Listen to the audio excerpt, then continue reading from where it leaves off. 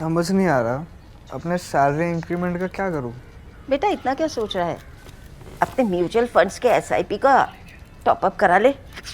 This is the right time. क्या? समझ में नहीं आया। बेटा इतना क्या सोच रहा है? अपने म्यूचुअल फंड्स का एसआईपी टॉपअप करा ले। This is the right time. अब समझा।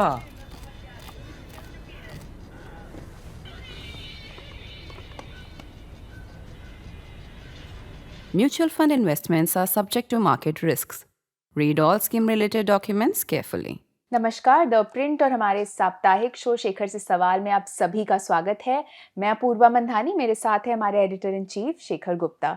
शेखर, हर हफ्ते की तरह हमारे दर्शकों ने इस हफ्ते भी जितनी भी बड़ी खबरें हैं देश और दुनिया से जुड़ी, सब पे पैनी नज़र बनाए रखी और हमें सबसे जुड़े सवाल भेजे हैं। तो बिना वक्त ज़ायर किए पहला सवाल लूंगी राहुल सिट शाह का। बोल रहे हैं ऐसा लगता है कि बीजेपी ने G7 में पीएम मोदी के दौरे को काफ़ी कम अहमियत दी या डाउन प्ले किया है। पहले इससे बहुत ज़्यादा बढ़ा चढ़ाकर दिखाया जाता था। क्या आपको उनकी सोच में कोई बदलाव नज़र आता है कि भारत की वैश्विक हैसियत अब चुनाव में वैसी मददगार साबित नहीं होती जैसे पहले हुआ करती थी? देखिए, हर चीज का एक सीजन होता है, तो वैश्विक हैसियत का भी एक सीजन था। अब दुनिया में इतनी लड़ाइयां हो रही जी। हैं, तो आपको नजर आ गया कि आपकी हैसियत इसी बात में कि हर चीज से आप बाहर रहें। अगर आपकी सचमुच में वो हैसियत आप दिखाना चाहते हैं, फिर हर किसी के बीच में घुसे, जिसको कि मेरे माँ बाप के लैंग्वेज में, जो वेस्टर्न यूपी के लैंग्वेज जो हिंदी होती है, उसमें कहते हैं किसी के फटे में पाँव क्यों अड़ा रहे हो, किसी का कपड़ा फटा हुआ है उसमें आप क्यों अपना पाँव अड़ा रहे हो। जी। तो अभी ये थोड़ा दूर रहना इससे बेहतर है। और दूसरा ये भी था कि इस बार G7 के समय बहुत एंग्जाइटी भी थी, और बीजेपी में बहुत ज़्यादा, सबसे ज़्यादा थी कि ट्रम्प का पता नहीं क्या बोल दें, ट्रम्प का पता नहीं मोदी जी की प्रेजेंस में क्या बोल दें। आप देखिए कि इसी डर से तो मोहम्मद बिन सलमान वहाँ गए नहीं कि पता नहीं क्या बोल दें, और शेख मोहम्मद बिन जायद के सामने उन्होंने बोल ही दिया, जो यूएई के शेख हैं, क्योंकि उन्होंने कुछ बोला, बहुत लो वॉल्यूम में बोला। तो ट्रम्प ने कहा, किसी को समझ आया इसने कितना धीरे बोला, पर इसको फर्क नहीं पड़ता इसकी बात किसी को समझ आए या ना आए, क्योंकि जब आप इतने अमीर हो, आपके पास इतना पैसा हो, तो कोई आपकी बात सुने ना सुने क्या फर्क पड़ता है। अगर ऐसी बात कोई मोदी जी के सामने बोल देता, तो ये सब थोड़ी एंग्जाइटी भी थी कि जा रहे हैं, और बहुत डिबेट ये भी थी इंटरनली जो सुनते थे कि वो जाए या ना जाए, क्योंकि ट्रम्प का भरोसा नहीं है। ट्रम्प कई मामलों में लूज कैनन है। हालांकि मैं कहूँगा कि उसका मेथड टू मैडनेस है, लेकिन खास करके उसके आगे उसको जब कोई दूसरा बड़ा नेता नजर आता है, तो कुछ हरकतें वो कुछ ऐसी करता है जो भारत में, और खास करके मोदी जी जैसे नेता के लिए बहुत अनसस्टेनेबल हो जाती हैं। शेखर, अगला सवाल शुभम स्टेट का है। बोल रहे हैं मैं ये जानना चाहता था कि 14 पॉइंट्स ईरान को दी गई रियायत जैसे क्यों है, जिसमें यूरेनियम एनरिचमेंट का कोई जिक्र नहीं है। इसमें सब कुछ उनके फायदे का है और अमेरिका के लिए कुछ भी नहीं। देखिए, ऐसे है कि इसको हमने अपना 50 वर्ड एडिट कर लिखा था कि अमेरिका घुसा था इस लड़ाई में फोमो जिसको अंग्रेजी में कहते हैं फियर ऑफ मिसिंग आउट, कि इजराइल लड़ाई कर रहा है, मैं पीछे रह जाऊंगा, नेतन्याहू को लोग तारीफ करेंगे कि उसने जाके ठोका, तो मैं भी जाता हूँ। शुरू कर दिया। जब शुरू किया तो कहानी उसको सुनाई गई कि 2 दिन में खत्म हो जाएगा, लीडरशिप मारेंगे तो यहाँ पे रिजीम चेंज हो जाएगा। वो हुआ नहीं, तो करीब 2 हफ्ते के अंदर अंदर जो फोमो था वो बन गया बायर्स रिमोर्स। एक सेलर्स रिमोर्स होता है। आप मान लीजिए मग है, आप कोई बोले मैं इसके लिए आपको 100 रुपए देता हूँ, आप दे दे, कल को कोई बोले यार मैं तो इसको 300 रुपए देने थे, तो सेलर्स रिमोर्स होता है। मैंने सस्ता, आप गाड़ी बेचे, प्रॉपर्टी बेचे, तो ऐसे थे सस्ती बेच दी, इसका दाम ज्यादा था, वो सेलर्स रिमोर्स है। एक बायर्स रिमोर्स होता है कि आपने कोई, मान लीजिए कोई प्रॉपर्टी, ये मग्गी खरीद लिया आपने, 500 रुपए का खरीद लिया, लेकिन आप गए साइड की दुकान पे, वहाँ 150 का मिल रहा है, अरे यार मैंने क्या कर दिया, तो बायर्स रिमोर्स कहते हैं। तो ये फिर तब तक ट्रम्प साहब को बायर्स रिमोर्स हो गया कि कहाँ, जैसे वो कहाँ लाके मारा मुझे नेतन्याहू ने, मैं फंस गया। तो उनको फिर निकलना था वहां से। उनको समझ आ गया कि 9.5 करोड़ की आबादी का देश है, वहां पे स्ट्रॉन्ग नेशनलिज्म है। आप उनकी आर्मी, नेवी, एयरफोर्स सबको खत्म कर दें, आपने उनकी लीडरशिप भी खत्म कर दी, लेकिन 9.5 करोड़ लोगों के देश में जाके आप ऐसे पंगा ले नहीं सकते हैं अगर वो हार नहीं मानने को तैयार है। जी। आप वहां सेना भेजना चाहते थे, तो इतनी कैजुअलिटीज होती हैं कि आपकी बेस तो वैसे ही चाहती थी कि आप दुनिया भर में लड़ाइयाँ बंद करें। आपने तो खड़ग आइलैंड में भी अपनी सेना नहीं भेजी, हालांकि आप इकट्ठे करते रहे मरीन्स। तो आपको तब से बाहर ही निकलना था। तो अभी ये थोड़ी कोशिश की गई है कि अपनी इज्जत बचा के, लेकिन ये केस वही है, बड़े बेआबरू होकर तेरे कूचे से हम निकले, बहुत निकले मेरे अरमान, लेकिन फिर भी कम निकले। तो वो जो 14 पॉइंट हैं उनमें से 3-4 पॉइंट उनके हैं। जो न्यूक्लियर है वो ये है कि अगले 60 दिन में हम नेगोशिएट करेंगे। और दूसरी बात, ट्रम्प की समस्या ये भी है दिखाने की कि उनको ये अपनी बेस को समझाना है कि जो मुझे मिला है वो ओबामा के जेसी पोआ से ज़्यादा है। क्योंकि ये जो है कि ईरान के कमिटमेंट, हम कभी न्यूक्लियर वेपन नहीं बनाएंगे, कभी इसके ऊपर हम एनरिच नहीं करेंगे, ये सब, और उसमें इंस्पेक्शंस हो गई, ये सब तो जेसी पोआ में थी। और जेसी पोआ ने फुल्ली सैंक्शंस उठाई भी नहीं थी, ये तो बहुत ज़्यादा उठा रहे हैं, पैसा दे रहे हैं। लेकिन इसमें मुझे एक मोटिव और भी लगता है। मुझे लगता है कि अब ट्रम्प को ये समझ आ गया है कि ये जो वेस्ट एशिया है, पश्चिमी एशिया, जिसको पश्चिमी देशों में मिडल ईस्ट कहते हैं, हम वेस्ट एशिया प्रेफर करते हैं, ये इसका जो बैलेंस ऑफ पावर है थोड़ा चेंज होना चाहिए। कि जो अरब देश हैं, गल्फ अरब देश हैं, ये बहुत अमीर हैं, बहुत स्पॉइल्ड हैं, इतनी चमकदार फौजें बना लेते हैं, इतने पैसे खर्च करते हैं, उनके पास सब कुछ है लड़ने के लिए, सिर्फ लड़ने की इच्छा शक्ति नहीं है, विल टू फाइट नहीं है। जी। अगर आप ईरान देखें, उसके पास कुछ नहीं है, लेकिन उसके पास विल टू फाइट है। तो कुछ भी कर ले ईरान वहाँ पे एक मेजर पावर रहेगी। ये जो गल्फ अरब्स हैं, ये पूरी तरह से अमेरिका के ऊपर निर्भर रहते हैं।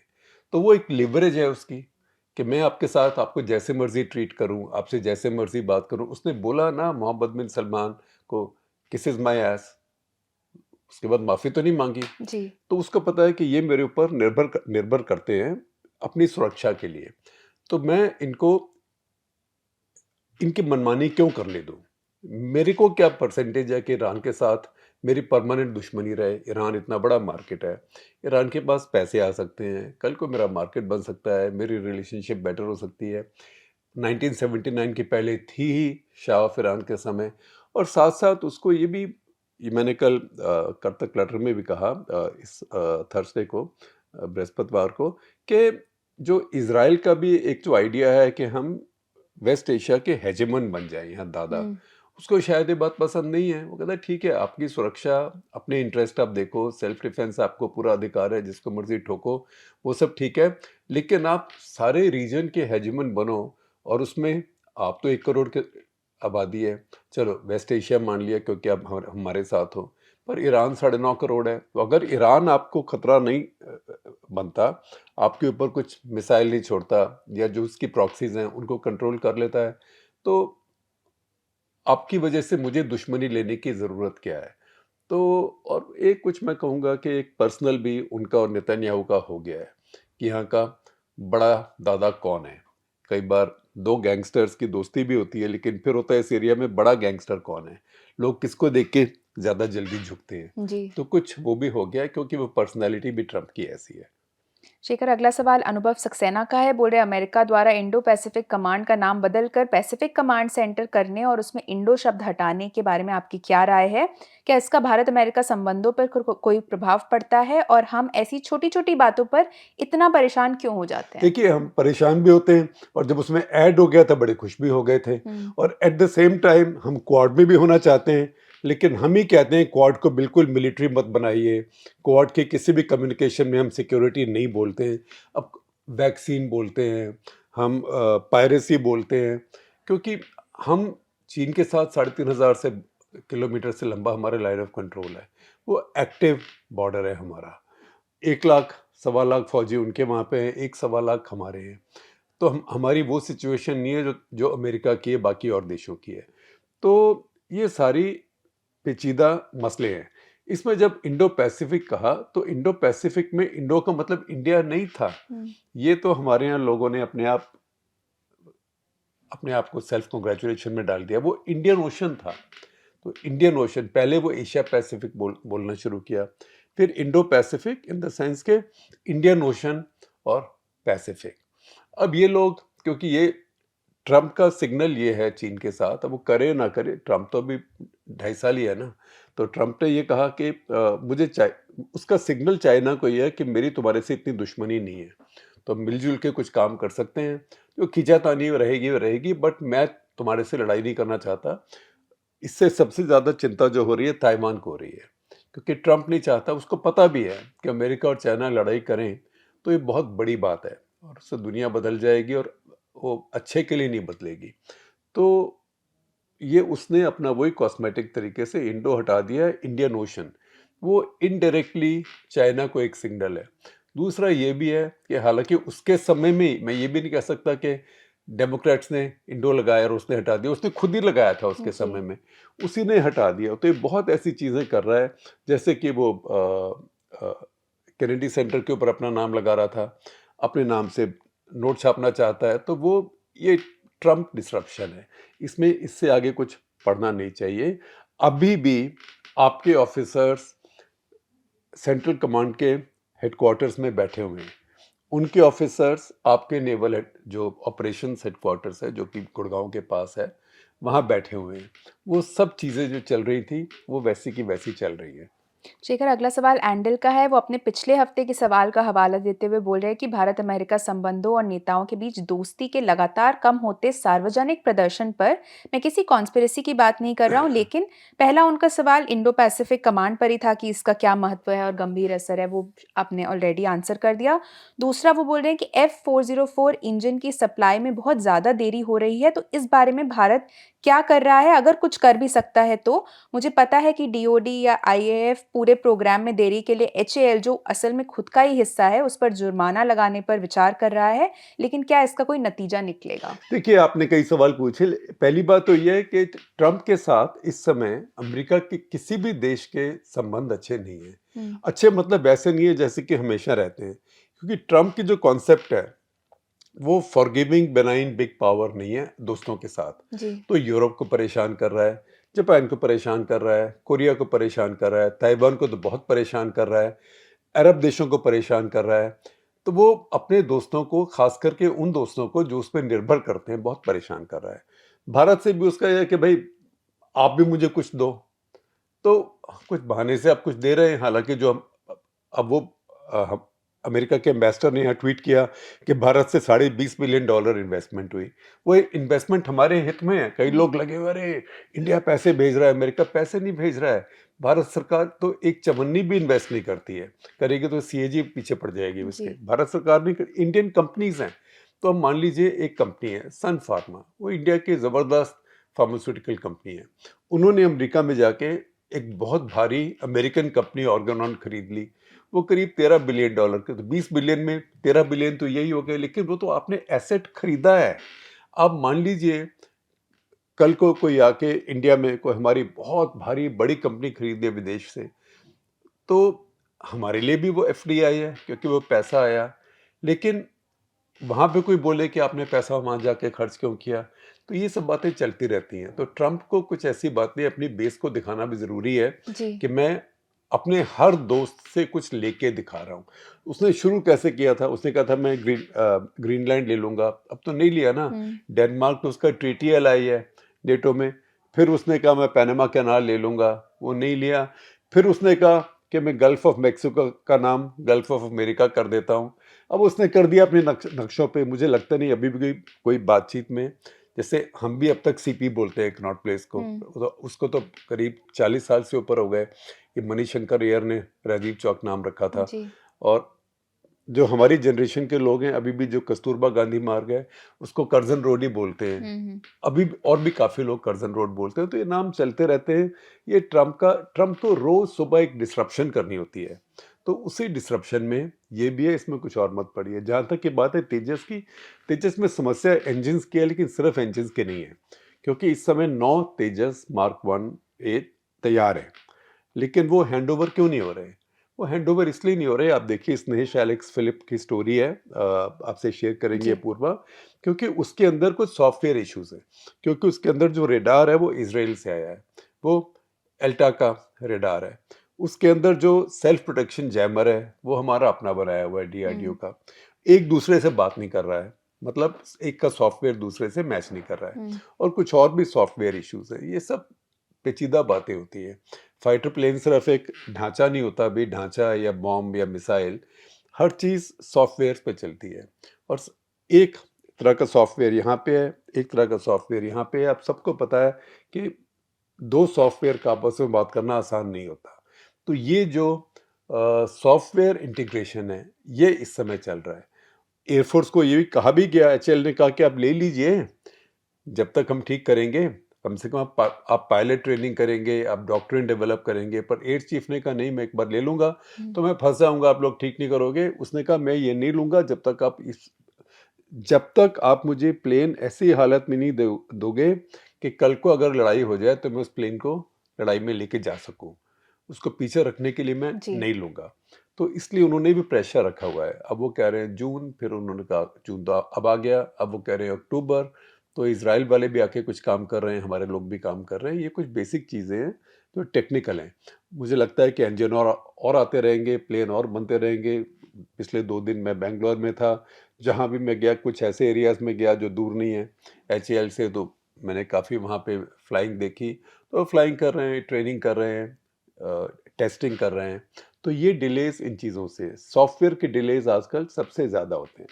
शेखर, अगला सवाल अनिल जेमिनाई का है। बोल रहे हैं, अब जबकि पश्चिम एशिया का संकट खत्म हो रहा है और तेल की कीमतें कम हो रही हैं, क्या भारत ने इस संकट का फायदा उठाकर अपने ऊर्जा क्षेत्र में कुछ स्ट्रक्चरल बदलाव किए, या हमने सिर्फ संकट को संभालने पर ध्यान दिया और हालात मोर और लेस पहले जैसे ही हैं? अंडमान बेसिन में नेचुरल गैस की खोज कितनी महत्वपूर्ण है? देखिए, पहली बात तो ये कि अंडमान बेसिन में ये स्टोरी मौसमी दासगुप्ता ने की थी।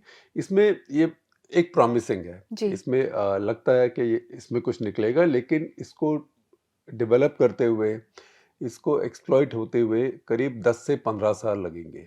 ये चीज़ें एकदम नहीं होती। 10 से 15 भी ऑप्टिमिस्टिक है। और तब तक क्या भरोसा है कि ऑयल के प्राइसेस कैसे होते हैं, कि प्राइस हाई हो तब आपको इतना गहरा जाना और इस तरह की प्रोस्पेक्टिंग करना वर्थवाइल होता है। जी। नहीं तो फिजिबल नहीं होता है। तो वो बात अब देखने की है कि बात कहाँ पहुँचती है। कुछ बदलाव भारत ने करने की बात करी है। जैसे कि कहा कि हम अपनी स्टोरेज जो है, स्ट्रेटेजिक पेट्रोलियम रिजर्व, वो हम बहुत बढ़ा देंगे। और जो एडनॉक जो कंपनी है अबू धाबी की, उसके साथ भारत कोलैबोरेशन कर रहा है। तो वो अब शुरू होगा काम। इसके साथ साथ ये भी कहा गया कि हम कई एरियाज में शिफ्ट करेंगे, जैसे कि घरों के अंदर, खास करके शहरों में, एलपीजी से पीएनजी पर। हमारे घरों में दिल्ली में पीएनजी है, जी। पाइप से आती है, pipe natural gas. Pipe natural gas simpler है, क्योंकि 50-52% जो हमारी गैस की नीड है वो तो हम अपने आप पे अपनी निकालते हैं। उसके अलावा और भी गैस दुनिया में ज़्यादा अवेलेबल है, एलपीजी कम अवेलेबल है। तो एलपीजी से लोगों को शिफ्ट करना, तो ये नहीं कि अब 50% को शिफ्ट कर देंगे, लेकिन 5% को भी करें इंडिया में तो बड़ी बात है। जी। अब और 8-10 करोड़ लोगों को पीएनजी पर शिफ्ट कर दें। उसके साथ साथ अब ये कहा गया कि कोल गैसिफिकेशन का जो प्रोजेक्ट है, जो आज से 6 साल पहले अनाउंस किया था, 10 साल की प्लान, तो वो 100 बिलियन टन्स 2030 तक होना था। अभी तो एक भी नहीं हुआ। तो 6 साल का डिले है। उसको फिर से कहा गया कि अब किया जाएगा।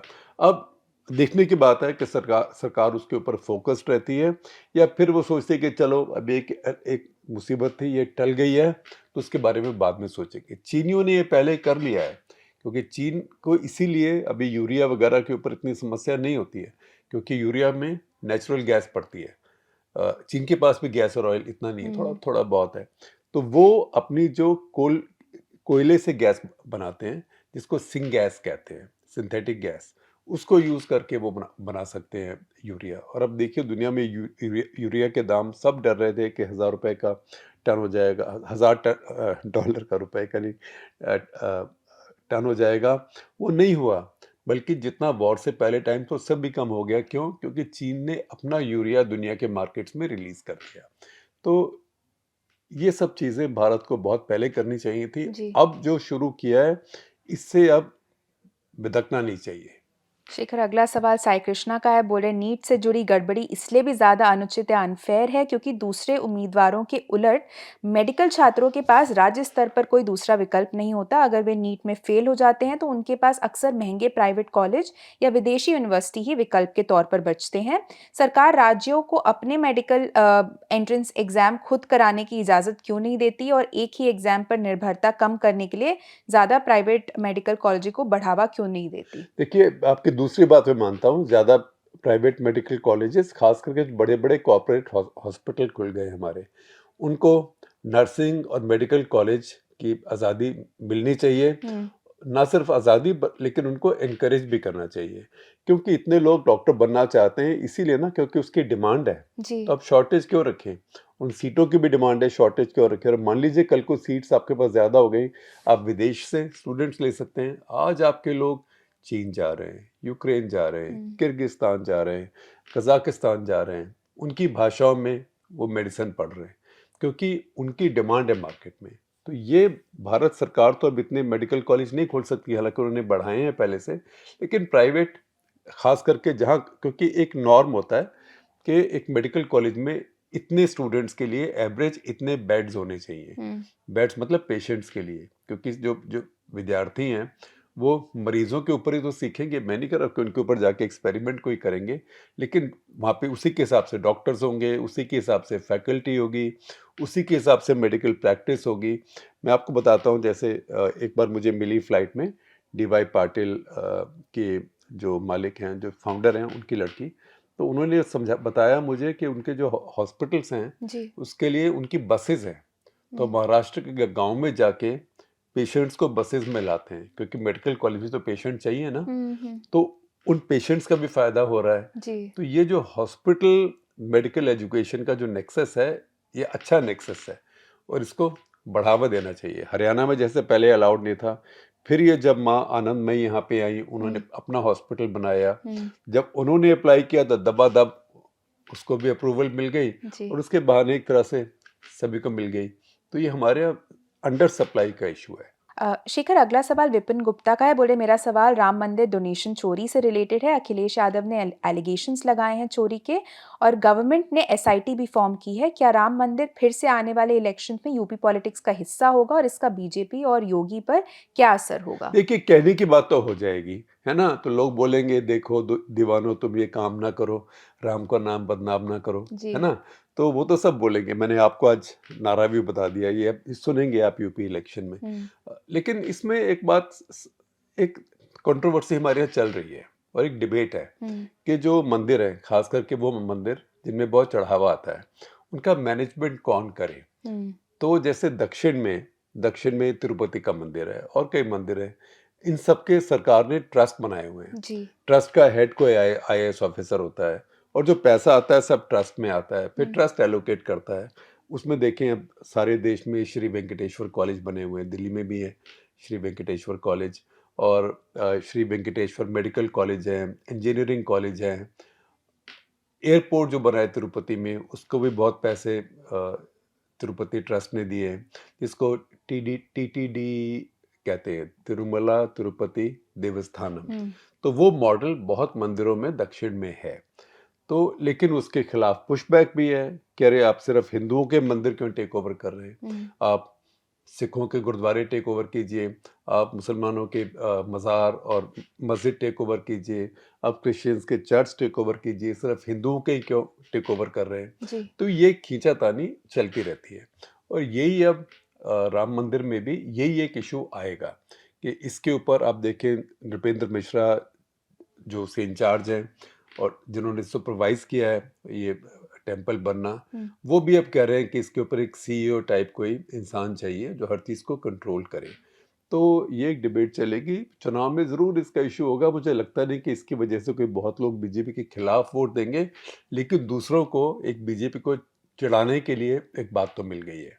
शेखर, अगला सवाल संकल्प का है। वो बोल रहे हैं ये मज़ेदार है कि टीएमसी नेता अपने बागी नेताओं को इस्तीफा देने की चुनौती दे रही है, जबकि टीएमसी ने खुद मेघालय कांग्रेस को इसी तरह से अपने में मिला लिया था। वैसे इंदिरा गांधी के समय से ही कांग्रेस इस तरह की राजनीति की असली खिलाड़ी रही है।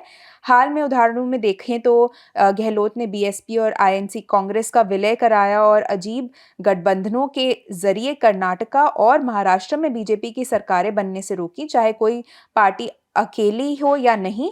हम ऐसे देश नहीं हैं जो इस तरह के खुले अवसरवाद को ना पहचान सके, भले ही इसे हमेशा की तरह सेक्युलरिज्म या विकास का नाम दिया जाए। आगे इस राजनीति को क्या उम्मीद कर की जा सकती है इससे, क्योंकि ऐसा लगता है कि एक वैक्यूम पैदा हो रहा है।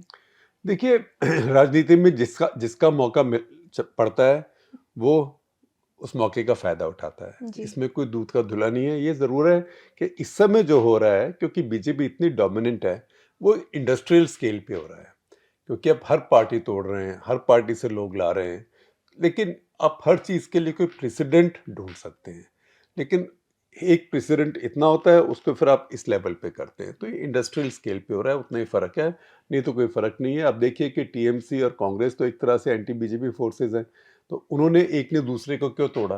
क्योंकि उस टाइम लगा कि कांग्रेस कमजोर है, तो वही मेघालय में हुआ।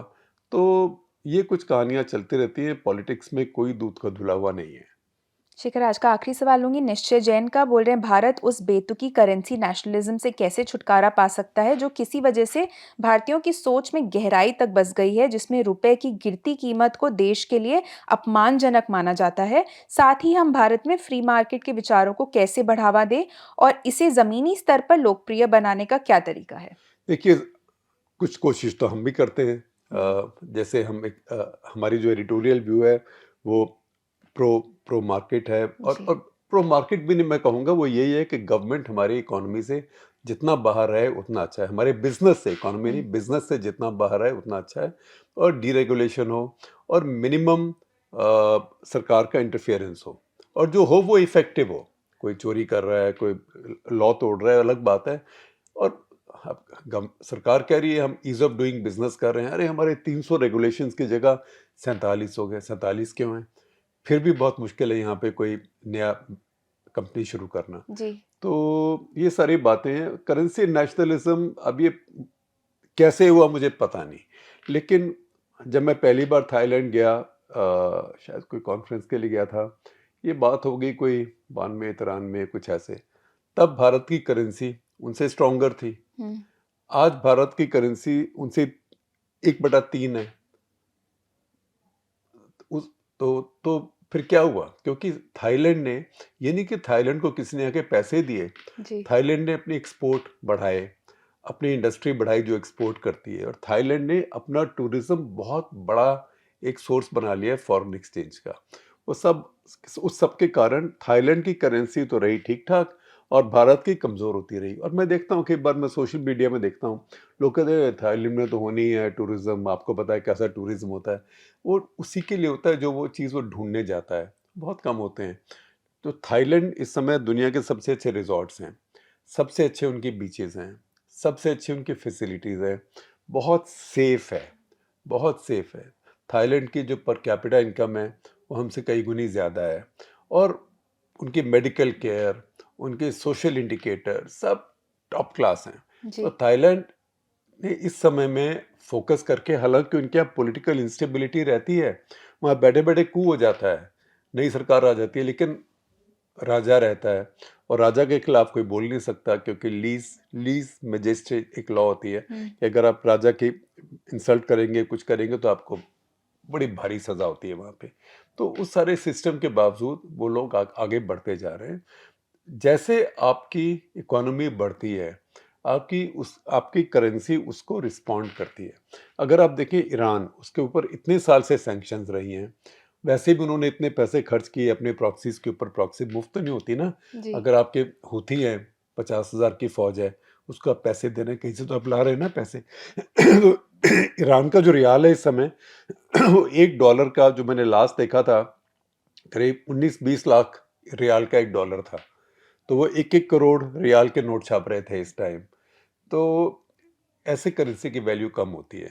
तो हमें ये देखना है कि हमारी इकोनॉमी स्ट्रांग कैसे हो, ये नहीं कि हमारी करेंसी स्ट्रांग कैसे हो। जी, चलिए इसी बात पे आज का एपिसोड यहीं खत्म होता है। आशा करती हूँ आप सभी को ये शो और एपिसोड पसंद आया होगा। हमसे जुड़ने के लिए आप सभी का बहुत-बहुत और आप धन्यवाद। मुझे पक्का यकीन है कि काफ़ी लोग आप में से फीफा फुटबॉल देख रहे होंगे रात को जग जी, के। तो जी। आपने देखा होगा हम इतना ज़्यादा स्पोर्ट कवर नहीं करते हैं, हम नए हैं, धीरे-धीरे आगे बढ़ेंगे। लेकिन हमारे यहाँ भी कुछ पागल लोग हैं, फुटबॉल के पागल, जो रात में देर तक बैठ के और कुछ उसके ऊपर स्टोरीज़ भी करते हैं और वीडियोज़ भी करते हैं। उनको देखिए और मुझे बताइए कि हमें बताइए कि आप क्या सोचते हैं? आपको ये पसंद है और आप सोचते हैं कि हम थोड़ा स्पोर्ट की कवरेज और बढ़ाएँ कि जितना है उतना ही छोड़ दें? हमारी वेबसाइट पे इसके लिए एक अलग से सेक्शन बना हुआ है, तो आप वो जाके ज़रूर देखें।